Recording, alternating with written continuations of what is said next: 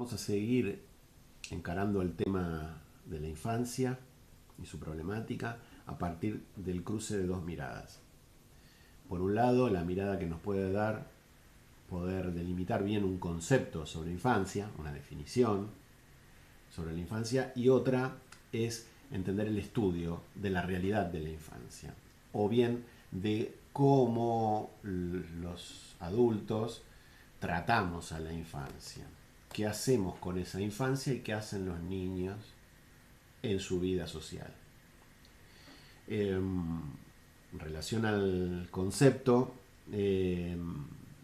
quizás la primera aproximación, la más obvia, es decir que los niños son esos sujetos que comienzan cuando nacen hasta determinada edad.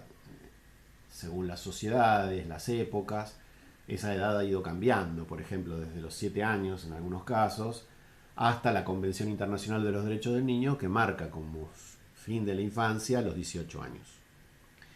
Si bien este límite objetivo desde el sentido común ha sido muy cuestionado, digamos, en realidad para entender cómo trabajar en relación a la infancia desde las organizaciones, desde la familia y desde los estados, ha sido un requisito muy importante. ¿A qué me refiero? Justamente, por ejemplo, para la justicia es muy importante saber cuándo una persona es responsable de delitos o no. Entonces, ponerlo a los 18 no es lo mismo que a los 7 o a los 12. Cuando hay violación o relaciones sexuales consentidas,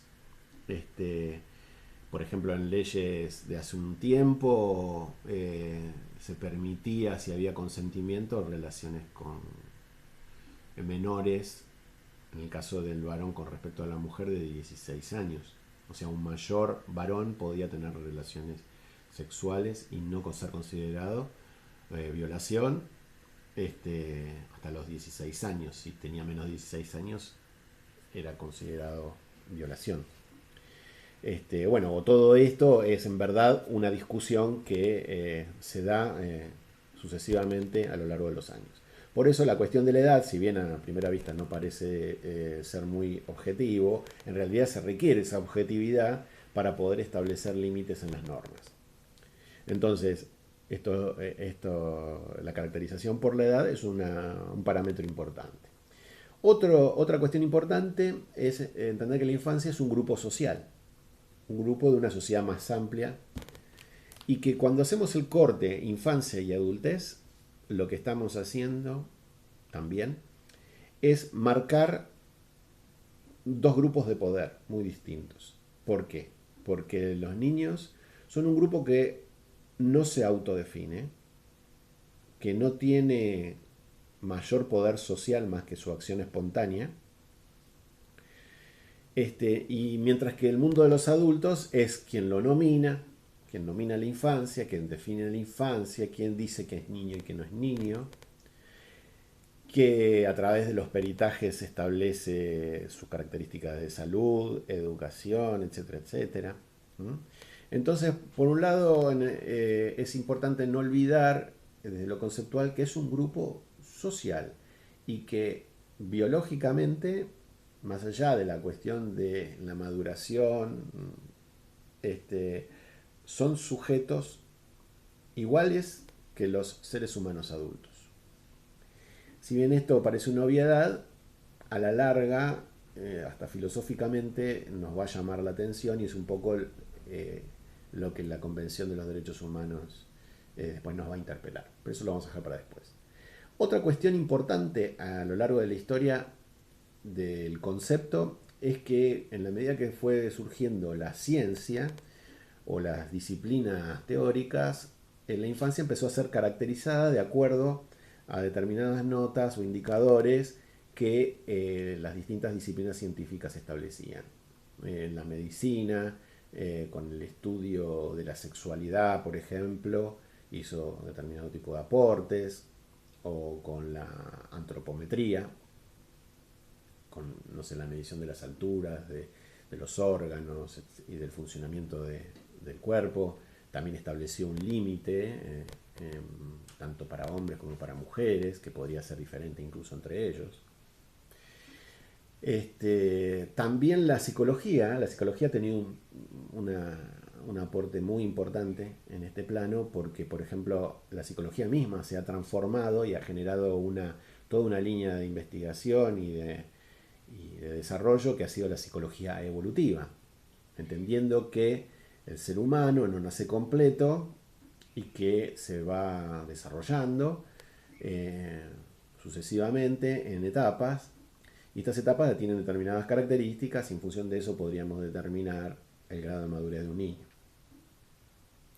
Y un último aspecto tiene que ver con que el concepto de la infancia más bien está determinado o regulado en la interacción social por las representaciones sociales.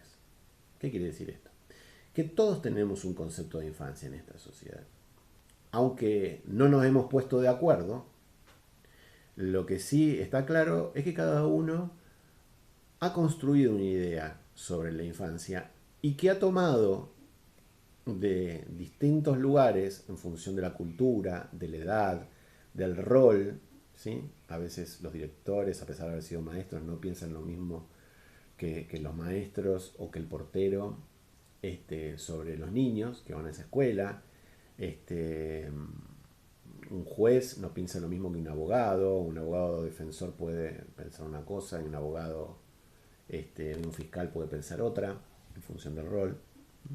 Es decir que la idea de representación social es muy fructífera para nosotros porque nos pone el foco en la posibilidad de comprender la comunicación humana y cómo nos ponemos de acuerdo en virtud de poder más tarde, o en ese mismo momento también, ver cómo tratamos a la infancia, no solamente desde un plano conceptual, sino sobre todo en el plano práctico, es decir, cómo consideramos al niño dentro de la sociedad, dentro de las organizaciones, dentro de los grupos. Quisiera recordar nuevamente que justamente el concepto infancia nos marca una nota muy importante desde el nombre mismo, ¿no? Infancia viene de infale, es decir, el que no tiene voz, el que no tiene habla.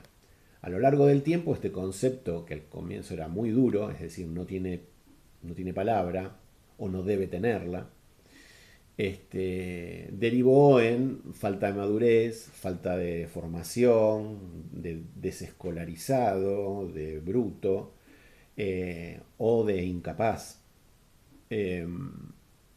Estamos hablando ya ahora del principio del siglo XX, ¿no? De alguna manera la infancia en la realidad podríamos entenderla como los aún no.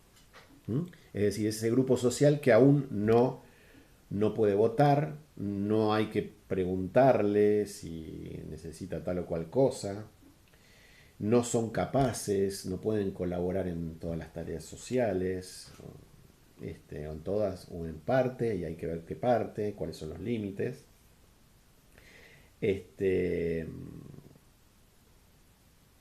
Que no pueden realizar determinadas operaciones conceptuales, es decir, tienen un pensamiento concreto, son impulsivos, en fin.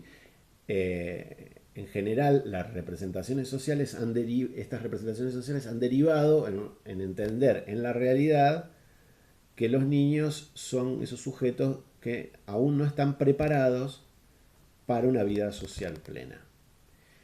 Por ejemplo, en la educación, en la escuela, ha derivado siempre en este planteo permanente de decir que los estamos formando para el futuro. Y no entender que estando en la escuela hay un presente. Hay una consideración del niño como un sujeto del presente y que nos interpela en su dignidad actual. Al ponerlo como que lo estamos formando para el futuro, lo hacemos pasar por determinado tipo de situaciones que quizás puedan ser indignas.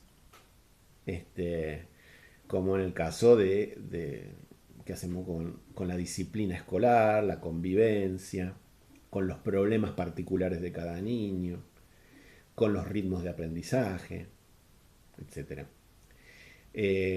Al mismo tiempo, esta idea de los aún no ha generado una idea de infancia como tutela, como objeto, en definitiva, ¿no? Como no un sujeto, sino un objeto que hay que darle determinado tratamiento, pongámosle cuidado, pongámosle tutela, pero nunca autonomía, nunca visto, sino recién a fines del siglo XX, y cuyo documento fundamental, la Convención Internacional de Derechos del Niño, plantea otra idea que es la del niño como sujeto de derechos. Es decir, en vez de pensar al niño como un objeto o un menor o